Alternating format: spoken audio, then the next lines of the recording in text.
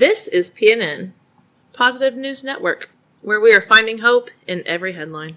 We don't want to ignore problems. We just want to help you focus on the positive. Last time, we talked about what happens when the way we feel about our bodies starts making our world smaller. I shared the beginning of a story about a couple of different experiences I'd had on a plane. Now that story continues, and there's a question hiding underneath all of it. How did we learn to see ourselves this way in the first place? Today, we're going to talk about the stories we tell ourselves and what happens when we start wondering whether they're actually true. Let's look for the silver lining together.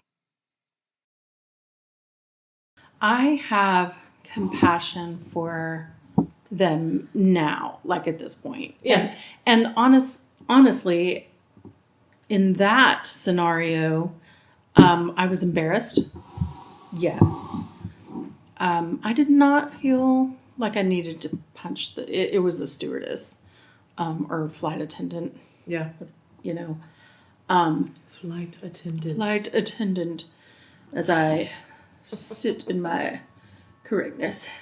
Oh, that was salty, wasn't it? Okay. I might have to edit that. Or leave it. Or leave it, whatever. Just know that We're human. Know that I'm human and salty sometimes.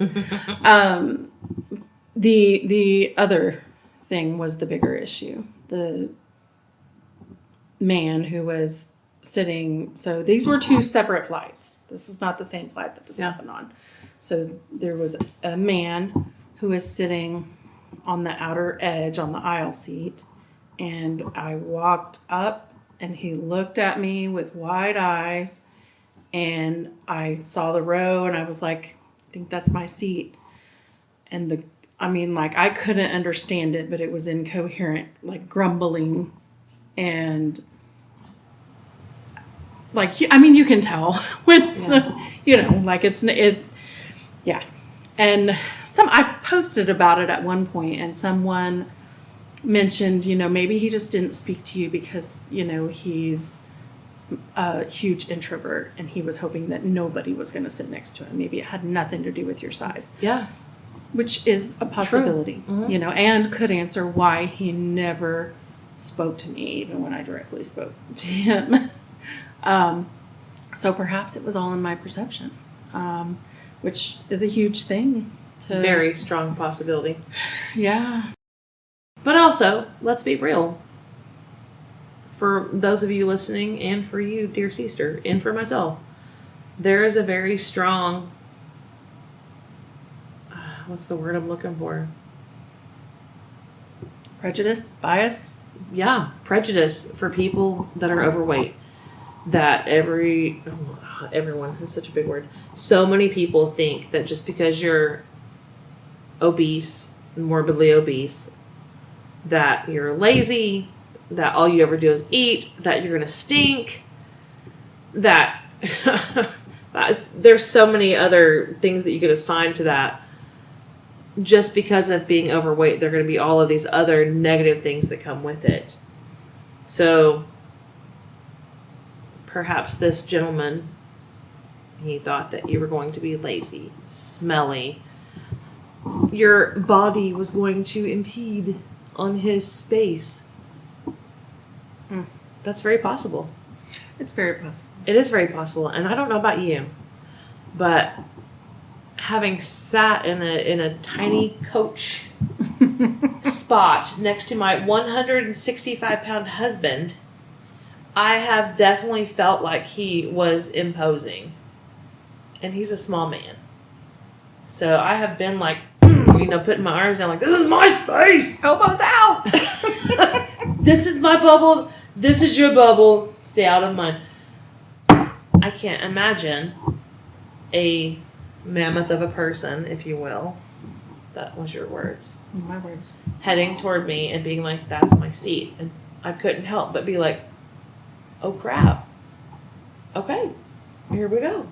I'm a very loving person, but I still, even though I would love to say there's no judgment there, I would still be like, there goes my leg space. There goes my arm space. There goes my comfort. We're all typically very self-absorbed. It's not a great thing, but it's a thing. It's a freaking thing. I'm a large person myself, and I have looked at other large people that came to sit near me and been like, dang, okay, let's try this. I don't love admitting that, but it's true, so I'll admit it anyways. Judge me if you will. It's fine. It's fine. However, coming from a place of a silver lining and being the person in the seat that needed the extender, I haven't yet, but man, I've sure gotten close to where I was like, oh crap, may need that extender this time, and recent flight included. Like, is this going to be one of those times where I have to ask for an extender?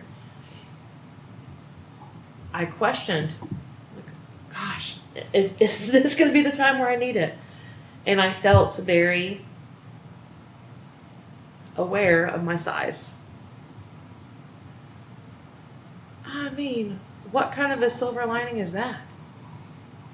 You're aware of your size and the impact that it has not only on you and your health, because we're always thinking about that, and the impact that it has on others around you, because we're always worried about that. What kind of silver lining is that, to have the slap in the face of, you may have to ask for an extender for your seatbelt because you need more space? That in and of itself is a silver lining, to go, you're about to ask for more space, or you are about to be put in a position to figure out how to take better care of yourself so that you don't have to do this ever again. Fair. I would challenge that just a smidge and go back to the previous recording that we did, where I said, and I'm so glad we listened back to it now. I'm already aware of this. Yeah. I know it.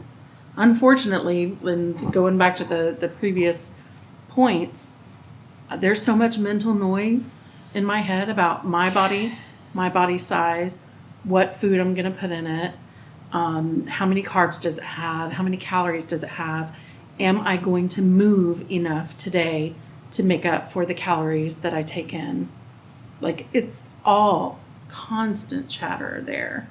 So yeah, that's a tough, like, yes, I do see that as a silver lining, and also little Julie's in here going, okay, I already know I'm fat. I don't need you to tell me I'm fat. I don't need dude on the plane to, be miffed about me sitting next to him and tell me I'm fat. I got it. yeah. Got it. I'm well aware. So I think we might have to see if we can find another silver lining there. Yeah. Which maybe for me, it's about growth.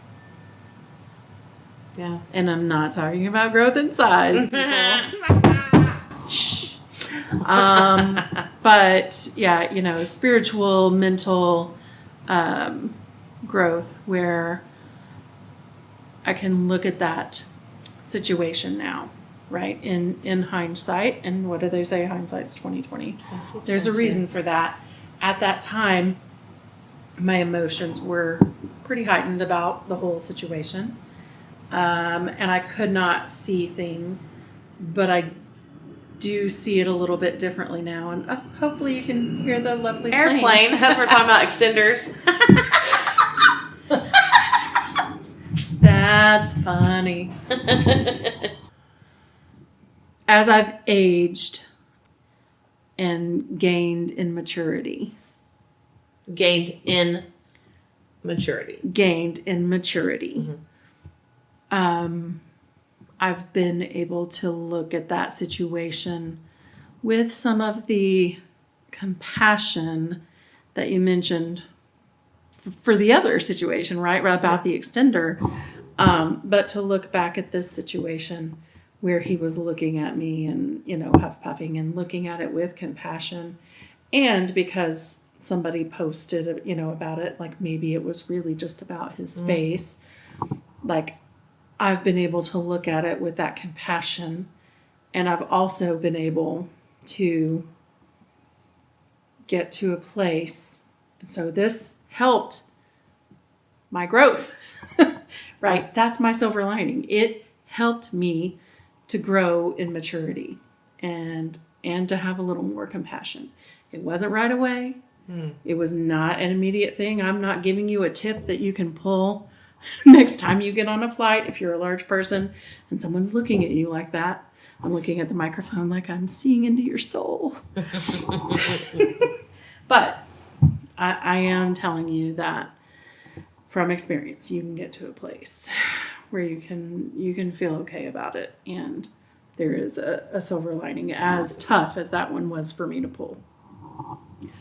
So, sorry if that didn't come off as like, I don't like subscribe to, the idea that you had, because I still do. I still, yes. And also, I think there are other ones because that was a tough one, at least at the time. Here are your takeaways for today. We can spend years believing a story simply because we've heard it for so long. Maybe you've told yourself that you're too big, too old, too awkward, too skinny, too short, or simply not good enough. But a thought isn't automatically a fact just because we've repeated it for years. Maybe the first step isn't actually changing your body. Maybe it isn't fixing yourself at all. Maybe the first step is simply becoming curious about the story you've been telling yourself. And then asking, is this actually even true? Listen, you don't have to rewrite your whole story today, but you can start by questioning your thoughts, especially those on repeat. Your Glimmer challenge is to question the story. Notice one negative thing you often tell yourself. Instead of immediately believing it, pause and ask, is this a fact? Or is this a story I've learned to tell myself? Until next time, be gentle with yourself. I bet you're doing better than you think. We've spent this series looking at how we see ourselves, how those beliefs affect our lives, and where some of those stories come from. But there's one more perspective we haven't considered yet. What if the body we've spent so much time criticizing has actually been trying to help us all along? That's where we're headed next. Join us for episode 5. What if your body has been protecting you? Thank you so much for watching. We hope you found value in our labor of love. We will be back soon with another video, so turn on those notifications and don't be a stranger. Until then, please remember, it may not always be easy, but you can always choose love.